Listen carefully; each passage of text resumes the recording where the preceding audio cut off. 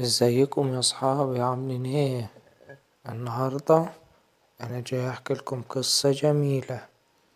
قصة الذئب في جلد الخروف.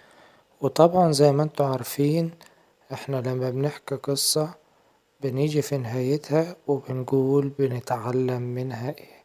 فخليكم معايا لنهاية القصة عشان تعرفوا ايه الاستفادة اللي ممكن نستفادها من قصة الذئب في جلد الخروف. القصة بتقول إن كان في قرية قريبة من غابة، وكان بيعيش في الغابة دي ذئب. ومرة من المرات كان الذئب قاعد عند النهر، وهو قاعد يفكر ويقول أنا تعبت من الصبح وأنا بدور على حاجة أكلها، وأنا حاليا صغير وبتعب خالص عشان ألقى حيوان أصطاده وأكله. أمال لما أكبر شوية أعمل إيه؟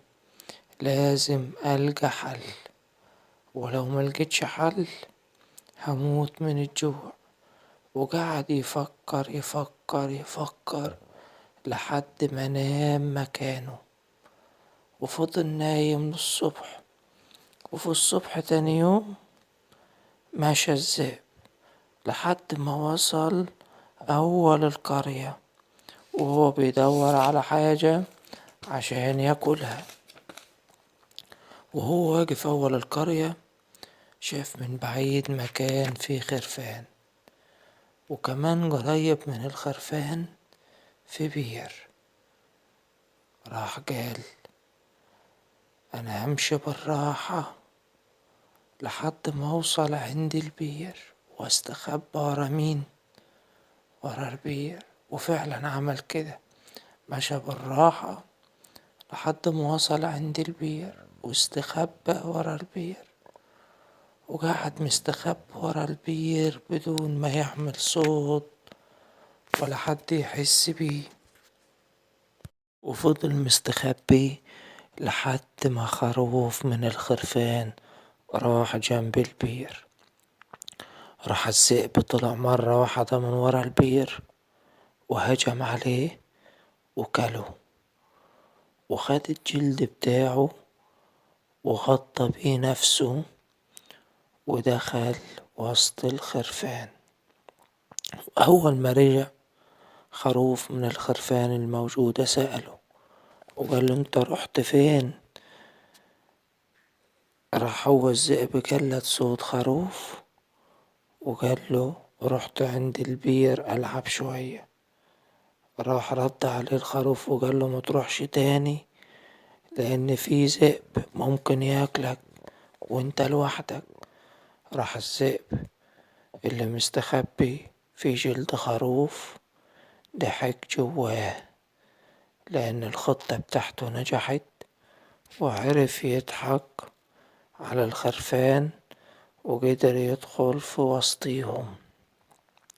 وقعد الذئب كل يوم ياكل خروف لحد ما صاحب الخرفان ابتدى يلاحظ ان عدد الخرفان بيقل.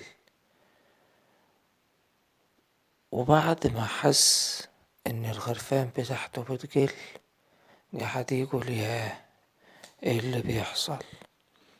يا ترى الخرفان بتروح فين؟ ده انا برعاها كويس ومفيش حد بيقدر يقرب من الخرفان بتاعتي. ايه اللي بيحصل؟ ومش عارف وهو محتار. فضل على الوضع ده لحد ما جاتله ناس ضيوف.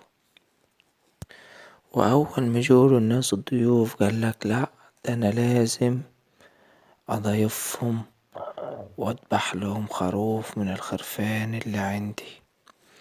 دخل الراجل الحظيرة بتاعته وقعد يبص فين أحسن خروف في الموجودين.